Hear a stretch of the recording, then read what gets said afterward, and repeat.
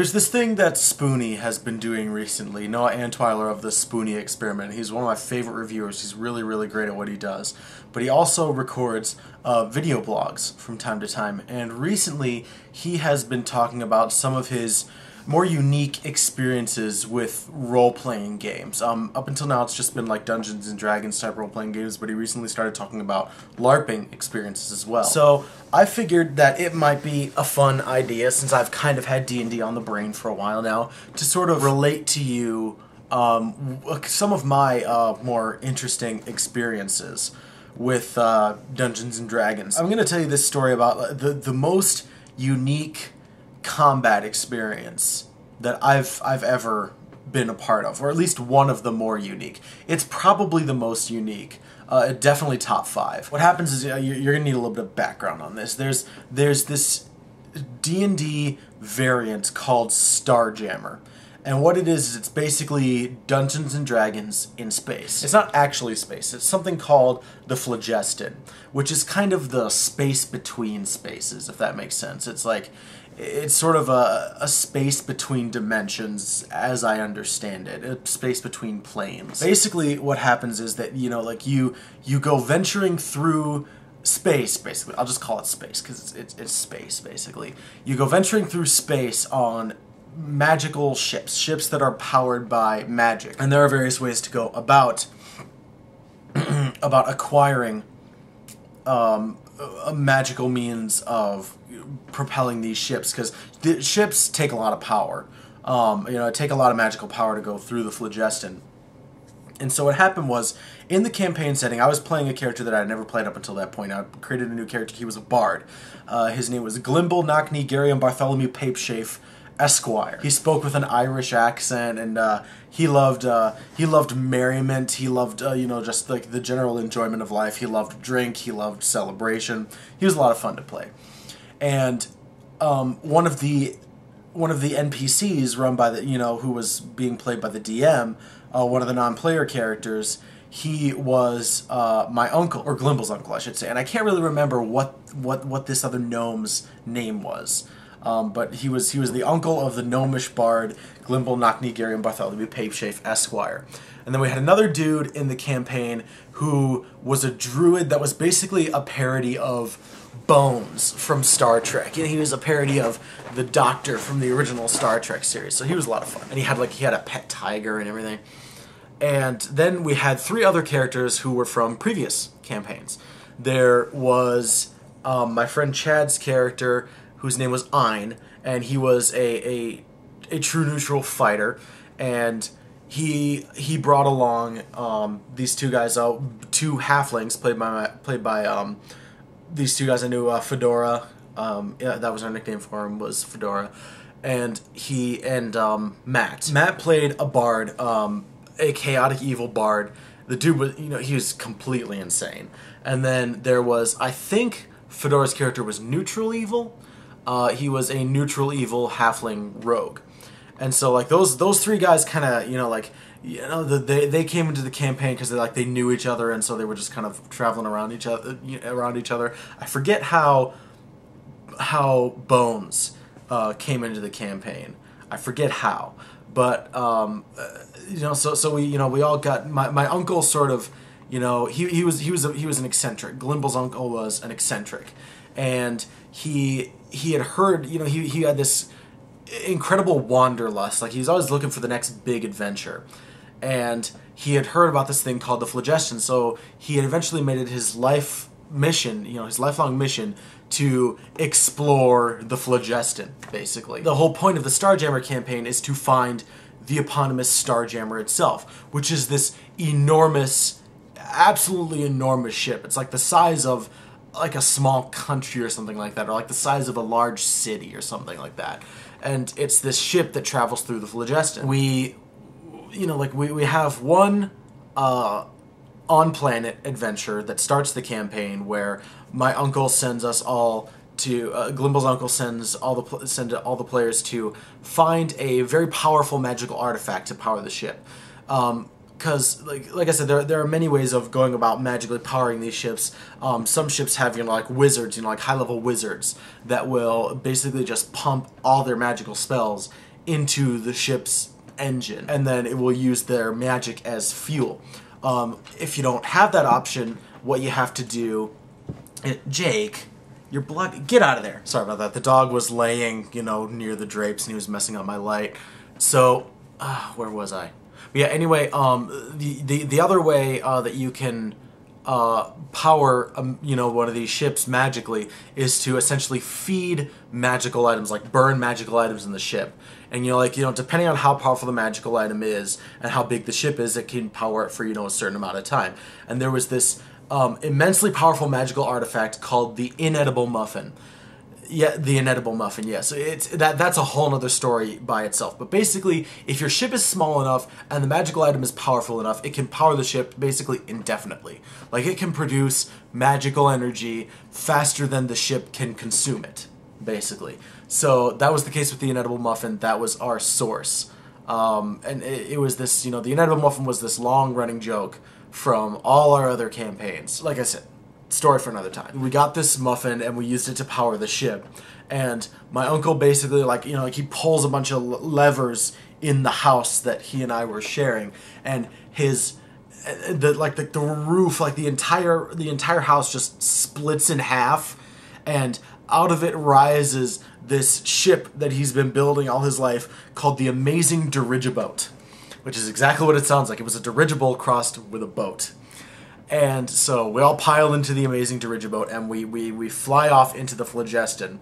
And basically how these magical ships work is they use the magical energy for a couple of things. One, the actual locomotion of the ship itself, and then it also maintains a gravity field, and it maintains an atmosphere around the ship, so that, you know, it can breathe air. And it's all powered by magic. We're flying through the Phlogiston, you know, we're bombing around, you know, doing whatever it is we do. But, of course, we are not the only characters, we are not the only beings that are flying around the Phlogiston, right? There are other spacefaring beings that, you know, we would encounter. And during one of these encounters was the combat that I'm about to talk about. We ran into, you know, so we were flying around the Phlogiston, and all of a sudden we see a ship, you know, like, kind of coming towards us. And it's moving fast. Like, this is a good ship. And our ship was a piece of crap, right? It was this rickety piece of crap. I mean, it was like a yacht with a big frickin' balloon attached to the top of it. I mean, it was made for travel and pretty much nothing else. I think we had like 2 cannons on each side of the ship, but this thing was not made for combat. So we had to be pretty careful about, you know, like, not pissing things off while we were in space, basically. But this ship is flying towards us, very openly declaring, like, their hostile intent. Like, it's very clear that these guys are gonna, you know, bash us and, you know, like, you know, board us and, like, take us over and, like, take whatever we have, right? These are, like, space pirates. And their ship was shaped like a giant shark. It was much, much cooler than our ship, right? So what happened is it was piloted by a group of Githyanki. If you don't know what Githyanki are, they are a race of humanoids that uses psionics, psychic powers, basically, to enhance their prowess in combat. And so they fly their ship up right next to ours, and we fire a couple of cannons at them. But it does basically nothing to their ship, right? It's like they've got a legitimate ship, which we do not. And so they crash their ship, the front of their ship, into the side of ours. But the mouth on the shark head at the front of this ship actually opens up and clamps down on our ship. So we can't get away. We can't, like, not that we could have gotten away anyway, because there was no chance we could outrun this ship, because their ship didn't suck. But, you know, like, basically, like, our ship, you know, it was clamped in, and, you know, we were screwed. So we had a brief fight with these guys, and it was a supposed to lose fight. You know, it's like every so often you'll get into a fight as characters that you're supposed to lose in order to keep the story going, right? So, you know, we lose that fight. They use some kind of psionic power on us to basically paralyze and incapacitate us. And they take all our stuff and they throw us in the brig. And, you know, they start kind of, you know, like, looting our ship. We don't really have much. We don't have much on our ship. We basically had our possessions, the muffin, and that was it. You know, like, there was nothing valuable there. But they kept us imprisoned anyway, and we would later find out why. So, you know, like they searched us, you know, they took all our stuff, but what they didn't find was that the halfling rogue had a special pair of boots that had a lockpick set hidden in the soles of these boots, and they didn't find that lockpick set. So, you know, once we woke up, you know, there were no guards because this, you know, they just locked us up and taken all our stuff, but. The halfling, he still had his lockpick set, so he was able to pick the locks and get us out. And we were down in like the lower, you know, the lowest deck of the ship, which had basically the brig and some living quarters for like, you know, like the nicer living quarters for like, you know, the captain and the first mate and, you know, like some of the more important people on the ship, right? So we get out and we're, you know, like the halfling is basically sneaking around this lower deck. You know, we're all kind of waiting by the brig, and he's sneaking around this lower deck. It was a fairly small lower deck. Their ship wasn't a lot bigger than ours, but I mean, it was bigger. So there's nobody on the lower deck. Most of our stuff was inside the captain's quarters. Like, he liked a lot of our stuff, so he kind of took a lot of it and, like, added it to his personal collection, so we found most of our stuff in the captain's quarters that were down there. And then we went up to the second deck, and there were guys there, you know, like the middle deck, you know, like there was the lower deck, the middle deck, and then there was, like, the upper deck of the ship, which was, you know, where most of them were. But there were some guys on the second deck of the ship. But what was also there was this apparatus, which was very clearly the engine of the ship. But it had, like, a bunch of these little spheres, like little, like, Remember-all-sized spheres, like about the size of a ball pit ball, all stacked inside this, you know, this machine. And so we get into an encounter with these guys, and the last of our stuff is with these guys. So once we kill them, we get all our stuff back. But basically, what happened was that the bard, the chaotic evil bard, whose name was Reginald, he decided basically he was going to try to cripple their ship by destroying the engine. And these balls were all made of, like, glass, and so he did, like, some kind of, I forget what the spell's called, but he had, like, a sonic spell of some kind that allows that, like, it's like a shattering spell, which will basically, like, you know, just, it's exactly what it sounds like, it just breaks stuff. So he goes up right next to the engine and he does the shatter spell. And when all these spheres break open, these sort of, like, these spirits kind of come out, and they start attacking the Githyanki with us. And we find out that basically the way that the Githyanki power their ship is by using their psychic powers to rip the minds, like the spirits, out of other beings and imprison them in these spheres, and then basically, like, the ship drinks the essence of these spheres to power itself. Basically, the ship is powered by souls. And so when, you know, like, we broke open, you know, these spheres, and the souls were freed, and the souls helped us fight them, and then they kind of dissipated after a very short while.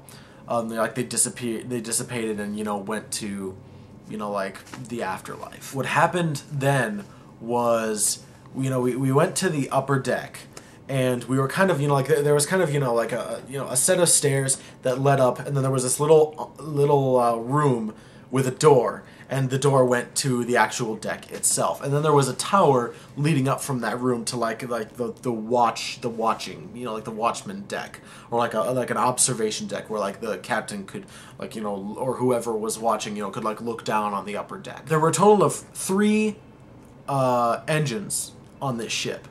Like, in case one of them broke down, they had 2 backup engines.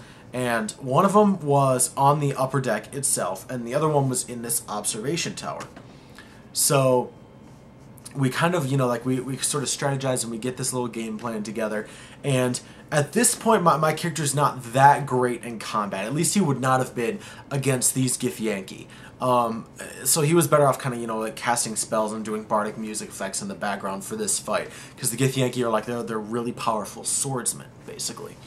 And so we kind of, you know, get this game plan together. And my uncle, you know, like, Glimble's uncle, the NPC, and and Rinith, who was the halfling rogue, they went up to the upper deck and they basically like cracked the window open and like got handfuls of these spheres from the engine and got ready to throw them down. So the combat begins, and what I do is I have my lute, my guitar at the ready, and you know, like we have the lock on the door, you know, opened, and I kick the door open and I immediately start playing my bardic music, right?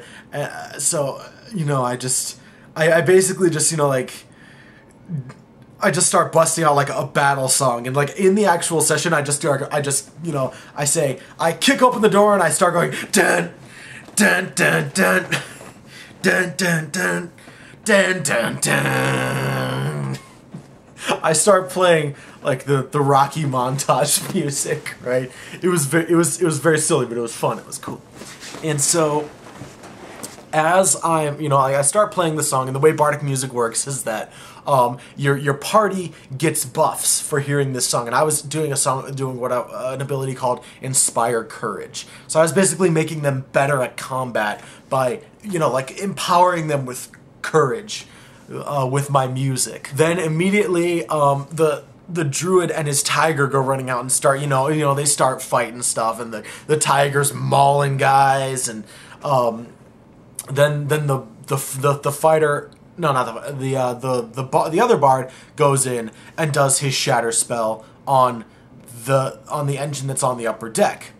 And what happens with these little spheres is when they break open, they sort of like explode in a stunning display of, you know, like what our DM described as like laser lights. And so you've got these things going psh, psh, psh, dew, in the middle of the upper deck of this ship while combat is going on, and then they're being thrown down from the observation deck as well. So it's like pew pew pew. So we now have a laser rock show going on the deck of the ship. Basically, we've got a laser rock show going, and so what happens is like the captain of the ship was a special class known as a dervish. Which basically, like, they do like capoeira with swords. Basically, they're dance fighters. You know, so they dance around and incorporate swords into their dancing, and that's how they handle combat. Ein, our fighter, was also a dervish. So he says, "A dance-off, knave!" and he runs up to this guy, the captain of the ship, and they start having a dance-off around each other. And so these two guys are dancing around, swinging swords at each other, and the druid is, he's wading into combat too, and then the tiger's like mauling around. So we've got like a tiger and a dance-off going on during this laser rock show, and I just keep playing this, I just keep playing the song, like, "You are brave 'cause of my song, you are much better at things," and this is just it's like the silliest shit you've ever seen in your life, but it was so much fun. And the final round of combat comes. We've dropped all the enemies except for the captain. The captain's got like, he's got not much left to him. He was not looking good. And so like, the lasers are going off. And I start playing, I play the final solo of the song, and I have to mention this at this point. My bard had magical item called Boots of Levitation. So during the last round of combat, I start levitating while I'm playing the final solo of this song. And our fighter strikes the final blow. Captain goes down, and I yell out, "Thank you, shark ship! Good night!" And so this entire combat was what we would come to refer to as the laser rock show dance-off on the shark ship in space. And so we beat these guys. Our concert is over. And we can't take their ship because we've destroyed all the fuel, and also kind of immoral to drive a ship that's powered by souls, right? So we leave the ship, you know, like we take their stuff and we get, you know, we unlock the shark jaws and we go flying away. And it was probably the greatest combat I've ever been involved in. It was a laser rock concert dance-off on a shark ship in space.